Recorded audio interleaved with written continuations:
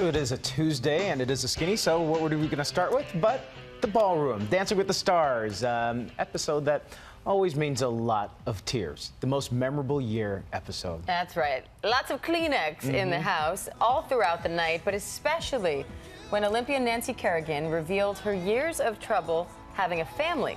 Her foxtrot got a 9 from Len, who said she's now a front runner.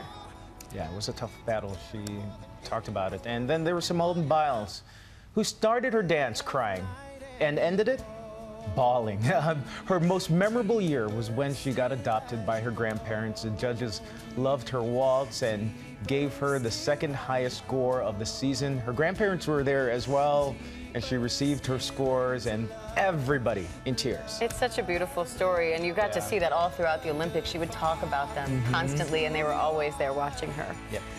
Meanwhile, Nick Viall lightened things up a little bit for those who needed a few laughs. His most memorable year? 2017. Because, well, that was his time as The Bachelor. So he performed a rumba.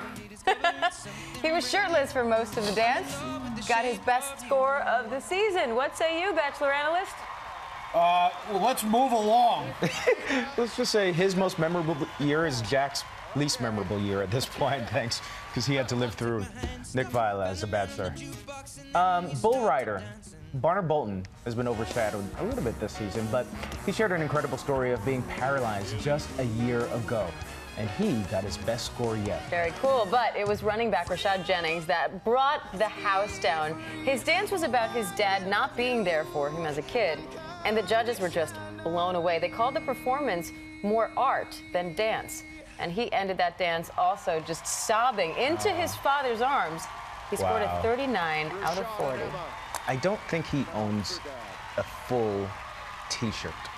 I am not mad at that. Totally fine with We're that. going on 4 weeks now where we've seen the abs, but no, what a wonderful moment there for Rashad and his dad. It was really an emotional night overall. Yeah. But someone had to go. Mr. T and Kim waltzed to Amazing Grace, getting his highest score of the season. It wasn't enough. He got a standing O, though, from the crowd. Well, and everyone, I mean, they love him. They, you know, even if his dancing is not quite at the same level as everybody else is, I think everyone was really sad to see him go in that respect. And as he points out, he's like, I told you I'm not good at dancing, but there he is. But he's good at entertaining, and thank you for that, Mr. T.